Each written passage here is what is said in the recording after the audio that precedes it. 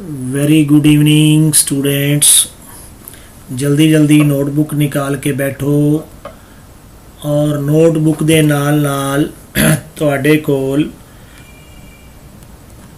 Pencil scale भी होना जरूरी है ताकि असी अज जर्नल दे फॉर्मेट नूं ध्यान दे नाल वधिया तरीके नाल बना सकीए।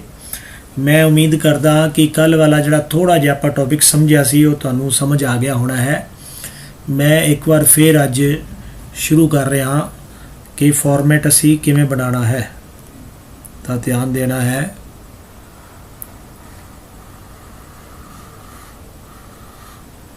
मैं स्केल नहीं यूज़ कर रहा, तुसी स्केल यूज़ करना है।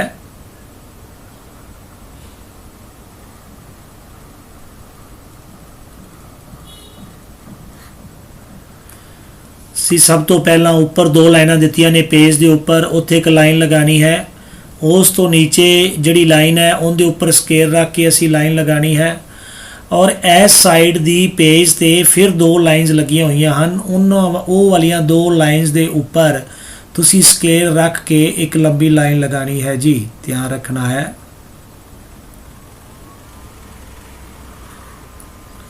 इस तो बाद जिन्ना पेज बच गया उसका मोर दैन 50% लगभग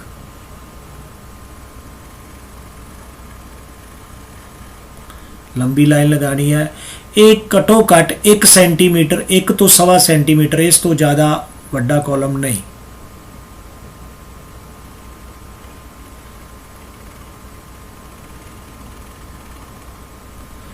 फिर इस तो बाद जिन्नी स्पेस बच गई इस दे दो बराबर कॉलम बनाने हैं, बिल्कुल इक्वल नज़र आन। जे तुहानूं इक्वल नहीं भी नज़र आ रहा तो तुसी इन्हां नूं इक्वल समझना है। इस साइड ते लास्ट ते नोटबुक ते तुसी लाइन नहीं लगानी, मैं लगा रहा हाँ। क्यों नहीं लगानी? क्योंकि इत्थे आके तुहाडा पेज खत्म हो जाएगा, तुहानूं दोबारा लाइन लगाने की लोड़ नहीं। मेरे कोल पेज ज़्यादा है, इस वास्ते मैं लाइन लगा रहा। हुण फॉर्मेट में लिखना की है, सब तो पहला डेट, इस तो बाद स्टूडेंट्स पार्टिकुलर्स और इन्हां सारियां नूं असी ध्यान देना है कैपिटल लैटर विच लिखना है जी। किहड़े लैटर विच? कैपिटल लैटर दे विच लिखना है पार्टिकुलर्स। पार्टिकुलर्स इत्थे पाना है। पी सही नहीं पिया, असी इसनूं दोबारा अरेज करांगे। तां असी ध्यान रखना है कैपिटल लैटर यूज़ करने हैं जी, पार्टिकुलर्स। और इस तो बाद असी पाना है जी लेजर फोल्यू, LF की है। L means ledger, F means folio, folio होंदा पेज नंबर, लेजर दा पेज नंबर। इत्थे पाना है students debit amount rupees, credit amount rupees, right. ऊपर पाना है जर्नल ऑफ, कैपिटल लैटर दे विच लिखना है जर्नल ऑफ कौन? जिहड़ा बिजनेस शुरू करेगा। मान लो रमन ने बिजनेस शुरू किया तो लिखांगे जर्नल ऑफ रमन। बेटा ध्यान नाल सुनो, ऊपर भी कैपिटल लैटर और इस दे नीचे भी कैपिटल लैटर। लेजर फैल्यू दा कॉलम 1 सेंटीमीटर तो ज़्यादा वड्डा नहीं होना चाहिए। डेबिट अमाउंट, इत्थे बड़े स्टूडेंट्स वर्ड अकाउंट पा जाते हैं, इत्थे अमाउंट पाना है। ये वाले दोनों कॉलम आपस में लगभग बराबर होने चाहिए ने ताकि ये लुक वाइज सानू वधिया लगे। इस गल का असी ध्यान रखना है। स्टूडेंट्स ध्यान दिओ, तुसी फॉर्मेट नूं पेंसिल नाल बनाना है। पेंसिल नाल बनाने पिछे लॉजिक ये है कि जे गलती होए तो उसनूं अरेज करना सौखा है। जे तुसी पेन यूज़ करते हो तो फिर तुसी वार वार पेज वेस्ट करोगे। हुण मैं पहली एंट्री तुहानूं करवादा, ध्यान नाल देखो। Raman started business, Raman started business. बेटा जेकर तुसी अजे तक बुक्स नहीं लईआं तो फटाफट बुक्स ले लो जी विद कैश रुपीज़ 80,000। रमन ने बिजनेस शुरू किया कैश नाल, किन्नी कैश नाल? 80,000। हुण कैश रियल अकाउंट है, ध्यान देना है जी। रमन की है साढ़े कोल, रमन की है मालक, मालक है तो की आएगा जी साढ़े कोल कैपिटल, राइट। कैपिटल केड़ा अकाउंट है पर्सनल, और ये केड़ा है रियल।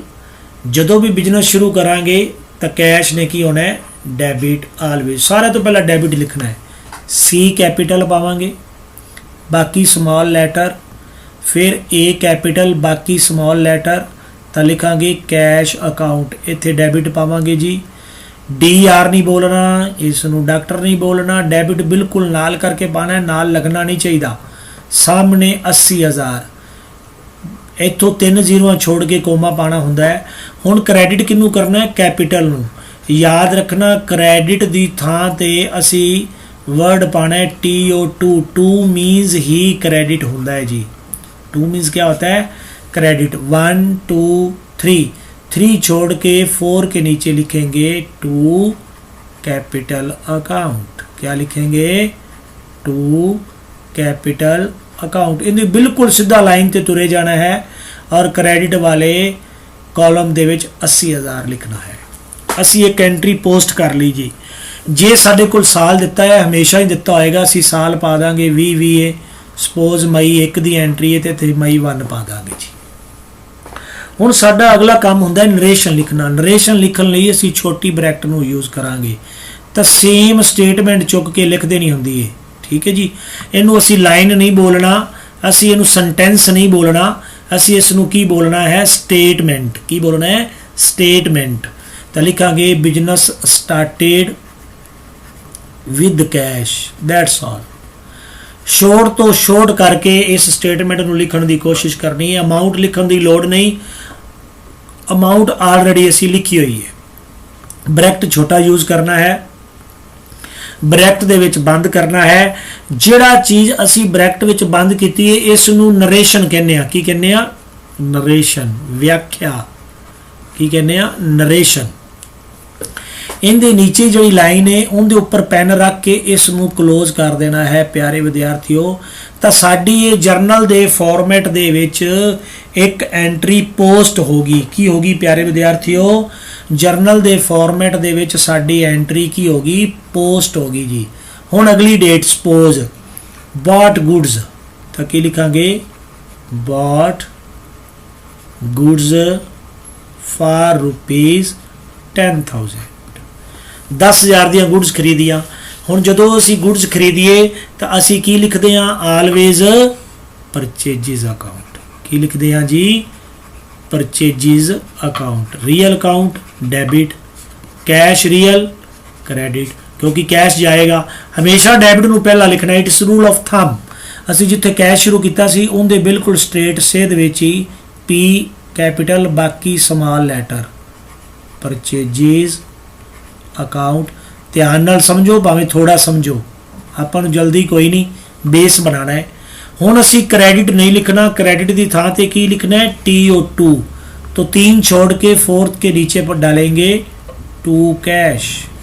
अकाउंट होवे पहला की तरह ही ए कैपिटल बाकी स्मॉल लैटर, और इनके सामने कितना है जी 10,000। ध्यान रखना है डिजिट थले डिजिट आना चाहिए, इधर भी क्रेडिट के सामने डिजिट के थले डिजिट आना चाहिए। हुण साडा अगला स्टैप की है, बोलिया करो नरेशन लिखनी है।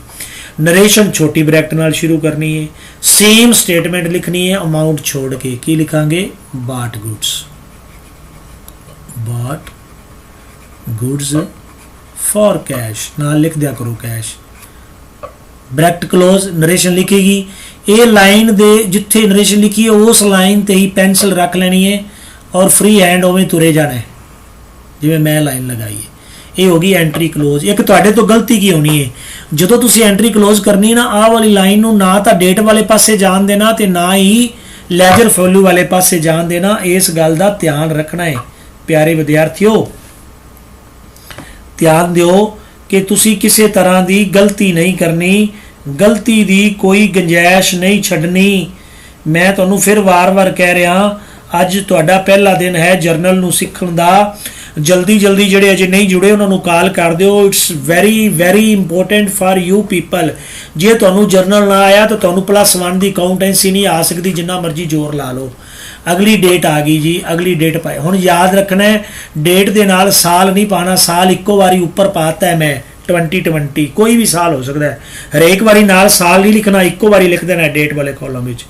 हुण तीजी एंट्री आ गई, मान लो आ गया साडे कोल रेंट रिसीव्ड, रेंट रिसीव्ड ₹2000। हुण 2000 का रेंट प्राप्त होया।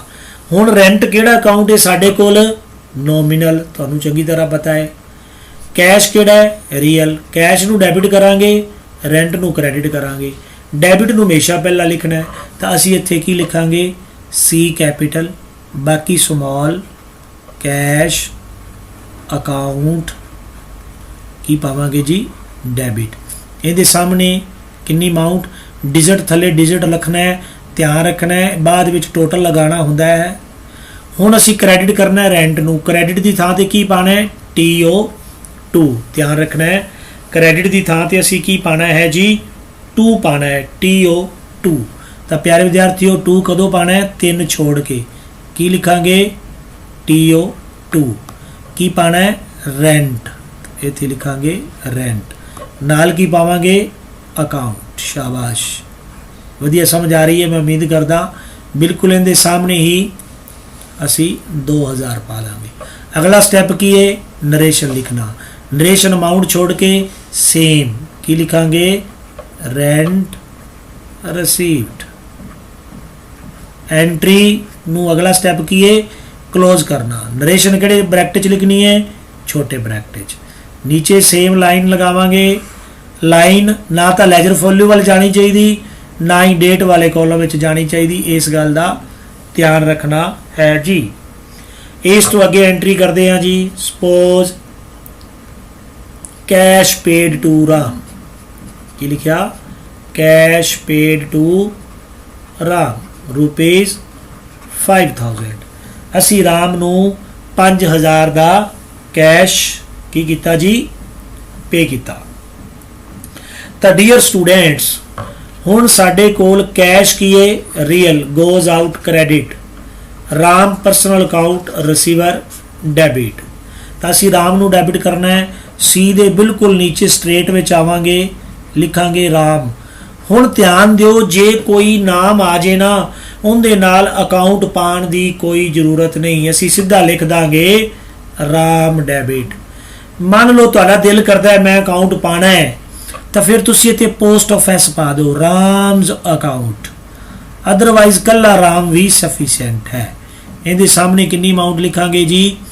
डिजिट थले डिजिट आना चाहिए 5000। 3 छोड़ के की पावांगे? 2 कैश अकाउंट। 2 कैश अकाउंट पाना है जी। कैश अकाउंट पाना है और इस दे सामने ही असी प्यारे विद्यार्थियों की करना है? बिल्कुल सामने जी अमाउंट लिखनी है क्रेडिट वाले कॉलम विच सेम। देखो जिन्नी अमाउंट डेबिट विच लिखी जा रही है सेम अमाउंट ही क्रेडिट विच लिखी जा रही है। इस वास्ते इस नूं डबल एंट्री सिस्टम कहा जाता है। हुण मैं नालों नाल थ्योरी भी तुहानूं दस रहा। डबल एंट्री सिस्टम क्यों कहा जाता है? क्योंकि सेम अमाउंट ही डेबिट वाले कॉलम में लिखी जाती है और सेम अमाउंट ही क्रेडिट वाले कॉलम में। हुण अगला स्टैप की है? नरेशन लिखना। की लगा के? छोटा ब्रैकेट लगा के। तो जी असी लिखांगे की लिखांगे? Cash paid to Ram. Cash paid to Ram, bracket बंद, एंट्री क्लोज।